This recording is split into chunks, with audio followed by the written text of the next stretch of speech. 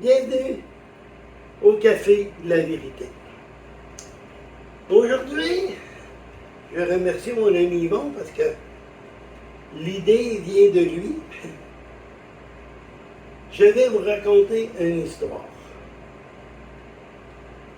C'est une famille qui vit dans un quartier où ce que tous les voisins sont riches ou archi-riches. Et eux, c'est du monde de la classe, début classe moyenne. Une bonne journée, ça cogne à deux pas. Ils vont voir, il y a une personne qui est là, il y a trois vieillards avec eux. Et là, la personne, elle lui dit, faut que vous preniez un des trois vieillards avec vous. Donc là, il dit, je vais vous les présenter. Vous avez à la gauche les richesses, au centre, succès, et à la droite, amour. Donc là, le monsieur et la madame de la maison se regardent. Et là, ils disent, on peut-tu en discuter quelques minutes? Pas de problème, madame, je vous attends. Alors, le monsieur, le propriétaire de la maison, dit, moi, je prendrais richesse. Regarde, là, tous nos voisins nous regardent d'une façon bizarre et tout, parce qu'on n'est pas dans le classe sociale, rien de ça. Si on prendrait richesse, on pourrait les rejoindre, puis ils ne nous regarderaient plus de travail. Ouais, dit sa femme. Mais moi, je prendrais plutôt succès.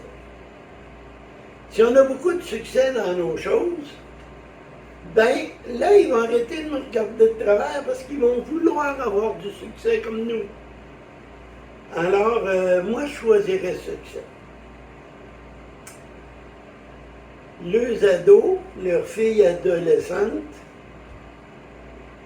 arrivent avec la Bible dans les mains et disent, papa, maman, vous savez,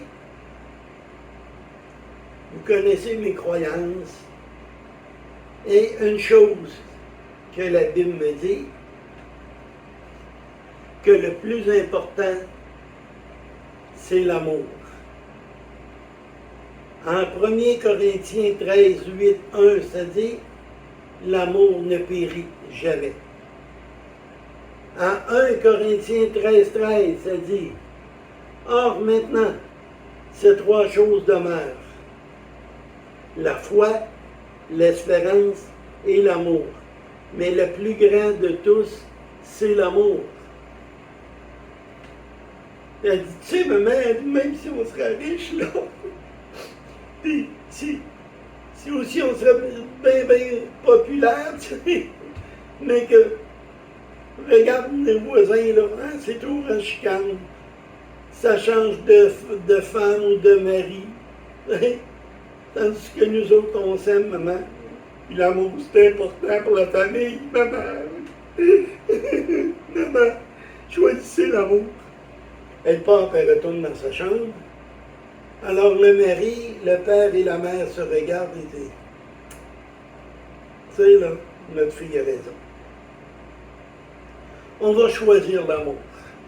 Rouvre la porte et dit à la personne, notre choix est fait, on prend l'amour. Très bon choix. Alors, il dit, amour rentre, succès rentre et richesse rentre. Mais là, c'était pas rien qu'un. Il dit, oui, c'était rien qu'un. Mais il dit, vous avez fait le bon choix. Avec l'amour pour Jésus, va venir la richesse et le succès. Oh, peut-être que ce ne sera pas sur terre la richesse. Mais dites-vous bien une chose. La demeure qui nous attend en haut quand on a fait de Jésus notre Seigneur et notre Roi, la demeure qui nous attend va être tellement belle que les portes sont des pierres précieuses. Les rues sont pavées en or. On s'amasse des trésors sur terre qu'on va emmener pour l'éternité au ciel. Alors que qu'est-ce qu'on ramasse ici? On va le perdre de notre mort. Il ne viendra pas avec nous autres. Alors, aujourd'hui même, à l'instant même, vous avez un choix à faire. Que voulez-vous? La richesse du monde? Le succès en passant, comme plusieurs font, des artistes, puis tout ça, en faisant des pactes avec le diable? Oh, ce que vous voulez, c'est l'amour. Dans Jean 3,16, ça nous dit, Dieu a tant aimé le monde qu'il a donné son Fils unique, afin que quiconque c'est moi, c'est vous, c'est ça qui compte. Donc, on pourrait dire, car Dieu a tant aimé le monde, afin que William ne périsse point, mais ait la vie éternelle. Au verset 17, c'est dit, car Dieu n'a pas envoyé son Fils dans le monde, afin qu'il juge le monde, mais afin que le monde fût sauvé par lui.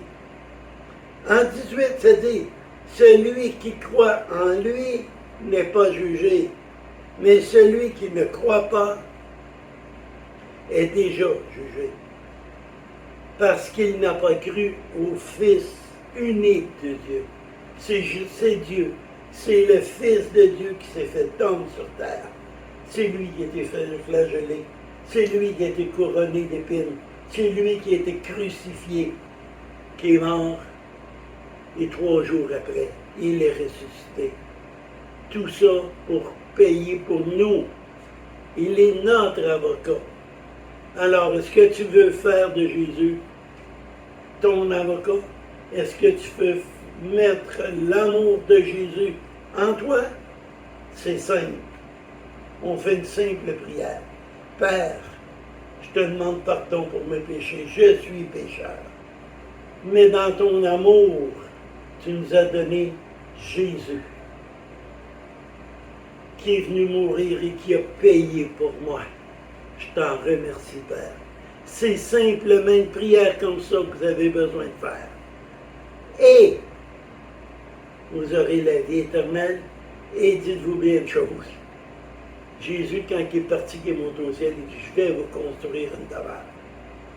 Et quand il dit de construire une demeure, soyez certains, c'est pas une cabane, c'est une demeure. Sur cela, que Dieu vous bénisse et à la prochaine.